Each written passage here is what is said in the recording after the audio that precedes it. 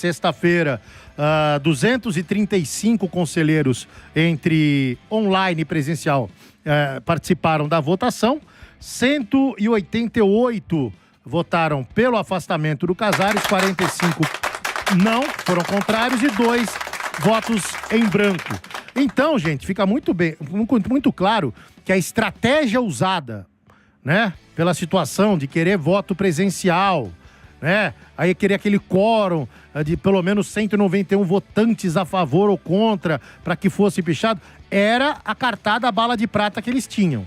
Porque foram 53 conselheiros que votaram online, né? Então, se a justiça não tivesse dado a liminar, que permitia a votação híbrida, não teríamos o quórum necessário para que houvesse o afastamento. A não ser que esses que votaram online tivessem ido presencial. Porque muitos eles podem ter votado online porque estava permitido. E caso não pudesse, falar, não, beleza, mas aí não dá para mensurar a quantidade. Exato. E ainda teve uma movimentação no dia da votação do senhor Olten Aires de pedir pro pessoal votar no celular ali. Isso. Que complicou muita gente na votação. Os caras não tinham nem celular velho, não baixa aplicativo, não sabia fazer. Então teve mais esse adendo aí. Eles tentaram dificultar o máximo ali. Mas mesmo assim, 80% dos conselheiros votaram pelo afastamento do Júlio Casares. Graças a Deus. Quem assumiu foi o Arri Massis, né? Arri Massis Júnior, de 80 anos, é empresário do ramo da hotelaria e de estacionamentos aqui na capital paulista, e ele já assumiu, vai ficar como presidente no momento interino. Por quê? Porque agora o presidente do conselho tem 30 dias para convocar a Assembleia Geral de Sócios, para ratificar ou não o afastamento do Júlio Casares. Se a Assembleia ratificar, aí sim o Casares está oficialmente empichado e o Arri Massis assume como presidente até o final do ano, quando teremos as eleições. E aí tem uma diferença, né, Lima? Não tem 2/3 aí. Isso. Aí não, é a maioria simples. Maioria simples. Aí o que pode acontecer no meio do caminho? A chance é zero, né, do Casares. Não, eu diria que é 0,0001 do Casares conseguir reverter isso nos associados. O que pode acontecer nesse meio do caminho aí? O Casares pode renunciar. Se ele renuncia, o que acontece na prática? Em qualquer um dos casos, gente, ele vai continuar sendo sócio e conselheiro. Qualquer um dos casos, tá?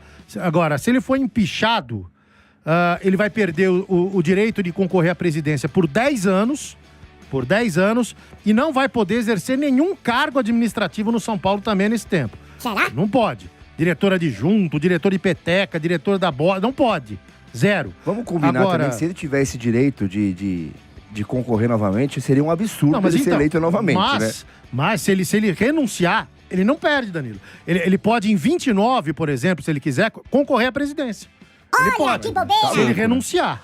Você entendeu? Aí pode também ter cargo ali e tal. Eu acho que ele se queimou demais, porque foi o primeiro impeachment que pode se consolidar na história do São Paulo. Em 16...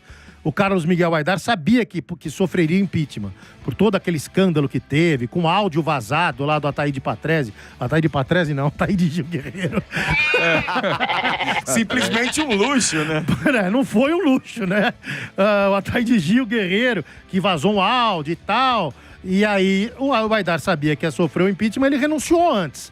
E pode acontecer a mesma coisa com o Casares, só que, digamos assim, numa etapa a mais, né? Porque no Conselho ele foi afastado, mas antes que seja ratificada pela Assembleia Geral, ele pode renunciar. E tem muita gente que diz que já está até pronta a cartinha de renúncia. Ele está só esperando a hora certa para fazer isso. Né? Eu acho que não há outro caminho, né, gente? Não há outro caminho, mas você falou, né? O Aidar, por exemplo, ele tem os direitos ainda, né? De poder concorrer a uma presidência. Seria um absurdo o Aidar voltar a concorrer e voltar a ser a presidência do São Paulo, entendeu? Então, a história do Casares no São Paulo tá no final mesmo, com certeza. E se deixar para os sócios, vai tomar uma goleada lá para ser empichado, viu? Mas como diria Cláudio Karsug McLamorança, surpresa, a goleada que ele tomou na urna. Eu não esperava essa goleada, não. Eu só fiquei bem surpreso. De uma semana para outra, como mudou, né? Como mudou. Mas, de assim, uma semana para outra, mudou demais. Eu acho que a leitura que tem que ser feita, muita gente está achando que essa derrota foi a derrota do grupo do Casares. Não. Eles pegaram o boi de piranha. Não, claramente foi isso. Só dele. Eles pegaram o boi de piranha. Tu fala assim, Sim. não foi do grupo em si. Não. O grupo do Casares, eles pegaram o Casares como boi de piranha, jogaram lá no rio, a piranha foi lá e comeu o Casares. A culpa é dele, é ele. Quem foi? Foi ele. Ali, foi ó, ele, foi o foco ele, tá todo no Casares. Aí muita gente tá achando assim, pô, que bom. Cortamos o mal pela raiz. Na verdade, não. Você não cortou o mal pela raiz. Você conhece a Hidra? Pegou, exato. É isso aí. A Hidra é um monstro mitológico que tem...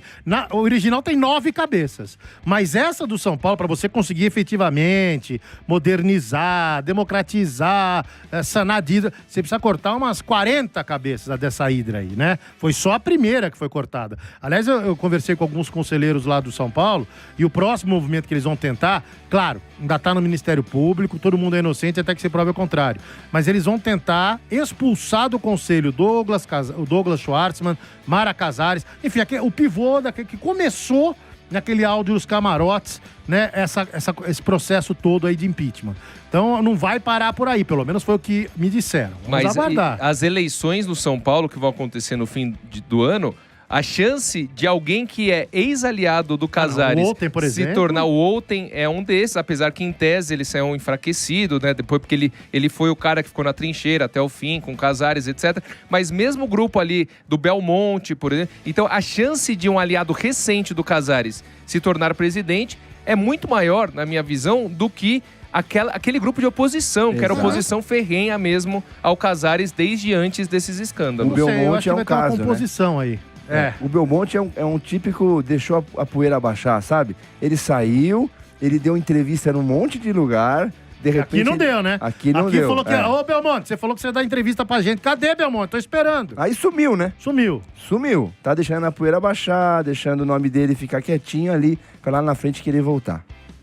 É isso. Então aí foi o desenho do que aconteceu lá no São Paulo. Aliás, tem uma foto simbólica, não me perdoe o autor da foto, que é, cara, no conselho lá, antes da votação, tá o Casares com os advogados sentado num canto, completamente isolado, ninguém perto dele. Quer dizer, o cara que uma semana antes estava lá nas bolas do cara, todo mundo se afastou na hora do vamos ver, né, cara? Mas é isso. Aliás, isso é a vida, né, cara? Isso é a vida, Quando você tá em cima, tá cheio de amigo. Na hora que você tá lá embaixo, com dificuldade, é que você vê. Querem que se né? dane, aí você conta nos dedos mesmo quem tá junto com você. E o Casares, essa foto, pra mim, foi muito simbólica. Ele afastado ali no salão da votação, lá no Salão Nobre, sozinho, e recluso com os seus advogados. Poucos, e aí aqui a gente tem que falar, um dos poucos amigos de Casares que não o abandonaram, tá? O Marcelo Lima, Rafael Sgrilles e Danilão Souto, um dos poucos amigos que não o abandonaram, o rei Roberto Carlos. O rei Roberto Carlos permaneceu ao lado de Casares até o fim. Recebeu um força amigo. Hoje o clima tá bom.